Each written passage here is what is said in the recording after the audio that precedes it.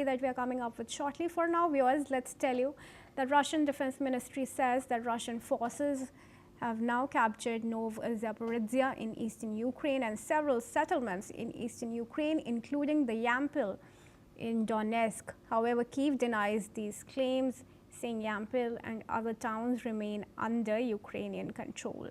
Moscow also claims control of Staviki, Novo Zaporizhzhia and Mazylyakiva and a village in Dnipropetrovsk. Ukraine reports continued attacks but no confirmed losses. Fighting remains intense around Pokrovsk, a key logistics hub, as Russia advances slowly through Donetsk and Luhansk in its Donbas campaign. Russian forces hold about 19% of Ukrainian territory and continue operations in Zaporizhzhia further south.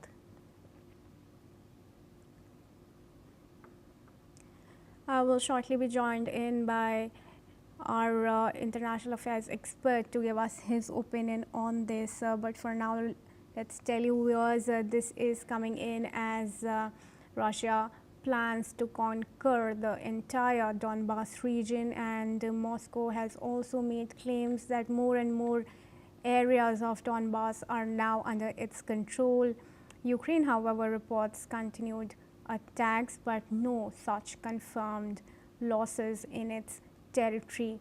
Let's remind you now that Russia is in possession of about 19% of Ukraine's territory as of now, but fighting remains intense.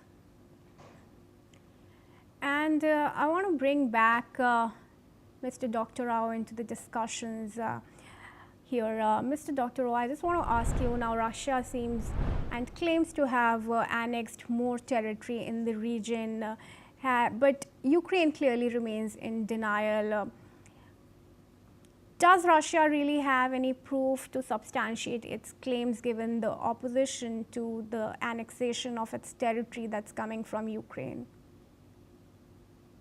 Well, it would have had excellent proofs if the Ukrainians had assented to Mr. Putin's offer about a week ago to let Western reporters visit the city that has been most in focus of the confrontation between Russia and Ukraine over the last 6 months. That is Pokrovsk, as it's called in Ukrainian, or Krasnoarmeysk, as it's called in Russian, a city of about 400,000, which was the single most important, yes I do, which was the single most important defense, the fortified town in Donetsk, remaining in Ukrainian hands. And once this town falls, then and it's a matter of days because the Russian forces are in the city. Once the city falls, there is no serious obstacle to a clean Russian sweep straight to the Dnieper River. To say that the Russians control 19% of Ukraine, even if it's accurate, and I question that because we've heard that figure for the last 2 years, and in the last 6 months, every day the Russians have been advancing and taking several towns a day in the last several weeks. So it's incredible that it would remain at 19%, but that's an irrelevance. The point is that the Russian position was based against the most strongly defended and fortified parts of eastern Ukraine that the Ukrainians had 8 years to prepare. They have largely overcome all of these fortified positions. And what remains is a flat plain to the Dnieper River. There are Pokrovsk and Slavyansk are small towns, but generally speaking, if the war is not stopped now, then it is a matter of several weeks and most several months before the Russians indeed conquer the whole of Donbas. The difference between the settlement that's being proposed now and the eventuality, if it is rejected, is tens of thousands of Ukrainian soldiers and several thousand Russian soldiers who will die in the meantime fighting a war that is preordained to go the Russian way. Sure, we are looking out for negotiations, and if the peace plan that the US is drafting will work out. For now, I also want to bring in Ben Aries into the discussion. He's a journalist joining us live from Berlin. I extend a warm welcome to you, Ben. If you're there, can you help us understand the situation on the ground in Zaporizhzhia? Both sides, of course, seem to be making differing claims as far as the capturing of the region by Russia is concerned. So this is relatively new, in so much as Russia is now occupying 4 regions, not including the Crimea, which it's had since 2014. And what's happened more recently is that the Russian forces have crossed into 2 new regions, into Zaporizhzhia and into Pokrovsk. And these are regions that lie to the west of Donbas, and what it is in effect twofold. One is an outflanking movement where they're trying to get in around the back. As Gilbert was just describing, the battle for Pokrovsk is key. It's the nexus of various roads and railways, and it's used as a logistics hub to supply the whole of the AFU's defense on the Eastern Front. And what the Russians are now doing is going further into Ukraine, further behind the back, in order to cut off the supplies to Pokrovsk, and then strain the Ukrainian defense even further. The second part of the strategy is, because they're attacking new regions which are relatively lightly defended, because most of the fighting is going on in Donbas and Ukraine has a chronic manpower shortage, is they're trying to spread the Ukrainian forces thinner by drawing reserves, reinforcements out of the Donbas in order to protect Zaporizhzhia and Pokrovsk, and it's being effective. The attacks on Zaporizhzhia in particular are scaling up, and that requires the AFU to send more reinforcements to protect them, which then depletes the already thin coverage they have in the key battle in Donbas. All right. Well, thank you for sharing that information with us. I request you to stay on, Ben. We have some news coming out from Belarus, which has now pardoned 31 Ukrainian nationals as part of a new accord reached between President Alexander Lukashenko and US President Donald Trump. This move is being seen as a significant confidence-building step at a time when regional tensions remain high. According to the Belarusian officials, the agreement aims to reduce friction and open doors for broader negotiations involving the US, Belarus, and Ukraine. The pardoned individuals were detained on various charges, and their release is expected to support ongoing diplomatic efforts. The development marks a rare moment of cooperation amid the wider security crisis in Eastern Europe. And I welcome back Ben, Aries, as well as Gilbert Doctorow into the discussion. And I want to go first to Ben. Ben, this seems to be a welcome move for Ukraine and some good news amidst claims of annexations of its territories by Russia. But what significance do you think it really holds now? I think it's very significant. I mean, it's a series of political prisoner releases that's been going on. I mean, if you go back to last summer, to August, there was that major Russian, Western, German exchange where they released a number of political prisoners, including a Wall Street Journal reporter. And there, Lukashenko is showing himself willing to cooperate with the West in these deals. But much more recently, just this autumn, Lukashenko has brokered a series of political prisoner releases directly with the White House. And Kellogg, the special envoy, was in Minsk, after which 14 prisoners were released, including the husband of Svetlana Tikhanovskaya, the presidential campaign who ran against Lukashenko in 2020 and started the whole protest movement. But that was followed by another release of 52 prisoners. And here we have 33 more. And what's going on behind this is Lukashenko is reaching out to the West, particularly to Donald Trump, who he has a relationship with. I mean, Trump has rung him directly and called him a great leader, despite his dictatorial past. And what Lukashenko is looking for is some leverage, because he's now become entirely dependent on the Kremlin, entirely dependent on Putin. And by improving his relationships with the West, it gives him some leverage in conversations with Putin, and who's supplying him gas, oil, food, everything he needs. And he's been in a very uncomfortable position. So this now, he's reaching out to the Ukrainians and trying to, improve his relationships with the West, simply to give himself some diplomatic leverage in his conversations with Putin. Sure. I also want to go to Mr. Doctorow now on this. What's your opinion on the latest release of war criminals by Lukashenko. What do you think is the Russian stance going to be here? Well, I just agree with my colleague as to where the initiative and what the driving force is behind this release. I don't think that Lukashenko is reaching out to Washington to have more leverage against Putin. I think that Donald Trump has reached out to Lukashenko in order to demonstrate that we and you can scale back the sanctions, we can go back to normalization. And this is a message to Mr. Putin via Lukashenko.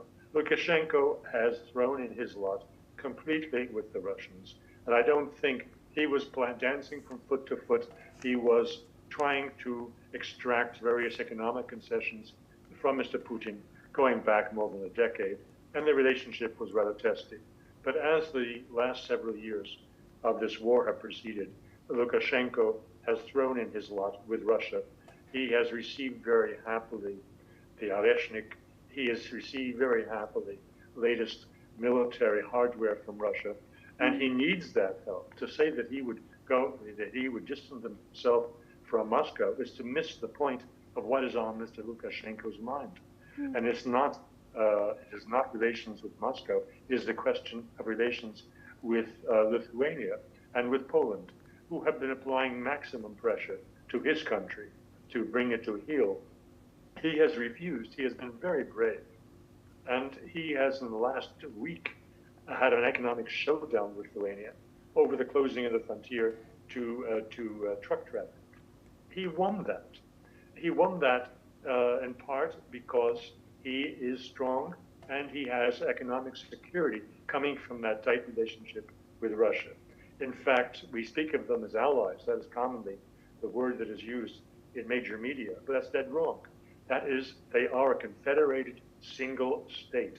Belarus and Russia are a confederated single state. Therefore, the notion of leverage against Moscow and by way of agreements with Trump in Washington is missing that point.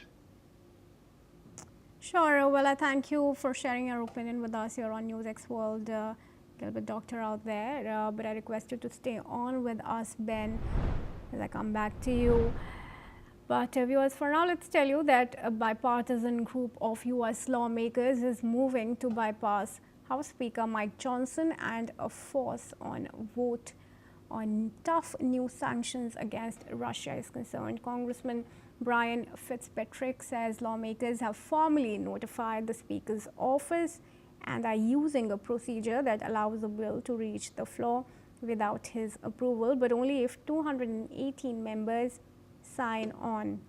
The group wants the vote immediately after the Thanksgiving recess, and members from both parties say they're ready to support the move. Speaker Johnson has suggested the Senate should vote first, but the Senate's own sanctions bill has stalled. The proposed legislation would hit Russia and its trading partners with sweeping secondary sanctions, including tariffs of up to 500% on countries that buy Russian oil, gas, uranium, and other goods. President Trump says he supports the measure and would sign it. The Kremlin has warned it would react extremely negatively if the bill becomes law. And I want to go back to Ben Eris joining us live from Berlin. Ben, how do you see Russia reacting or retaliating if those sanctions are passed? This has come up before. This is actually a bill that was a bipartisan bill that was spearheaded by Lindsey Graham. And they've been threatening 500% tariffs on specifically Russia's partners. So this is actually aimed at Russia itself.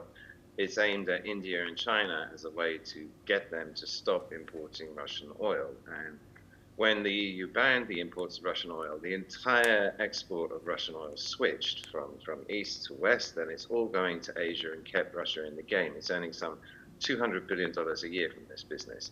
And Russia would take very badly to this, but more importantly, India and China will also take badly to this, that they're being penalized for somebody else's war, and they're not happy about it. So Trump himself has actually downplayed this. He backed away from it, although verbally he supported it, and he came out with his own threat of 100% tariffs on the same business partners. But then that was supposed to go into effect on August 15th, and what happened then was that Putin and Trump met in Alaska on that day, and the sanctions were suspended. But this revival of the Lindsey Graham sanctions idea comes in the context of this peace proposal that came out of the White House in Russia, the Vitkov-Dmitriev peace proposal, 28-point plan. And what we're seeing is that Trump is very keen to bring this war to an end. So he's offered this peace plan. It contains some significant concessions. In terms of Kremlin is no longer asking for de jure recognition of its sovereignty over the occupied territories, but just de facto, which technically would leave them as Ukraine's sovereign territory, and giving up territories being a red line for Zelensky. But more importantly, the White House is now providing, come with a stick in order to make this happen, because Zelensky's shown himself to be reluctant to accept this deal. And not only has Lindsey Graham tariffs come up as pressure on the Kremlin to accept this deal under the threat, if he fails, then these sanctions will come. But also, yesterday, the White House said that they will cut Ukraine off from all its weapons and intelligence support if Zelensky doesn't accept this deal. This is like a big blow. Ukraine is entirely dependent on US air defense missiles and also the intelligence. Without the intelligence, its position on the battlefield is seriously denigrated. And so what you're seeing is the White House sticking carrots, good deals, some decent concessions, and at the same time the stick is sanctions on Russia, cutting Ukraine off from the intelligence, as Trump is trying to push through a preliminary agreement of this deal before Thanksgiving, which is next Thursday. Help us also understand the numbers here, Ben. Do you see the bill getting the support of the 280 lawmakers that's required for it to be passed? I'm not an expert on US politics. I can tell you that the fatigue in the US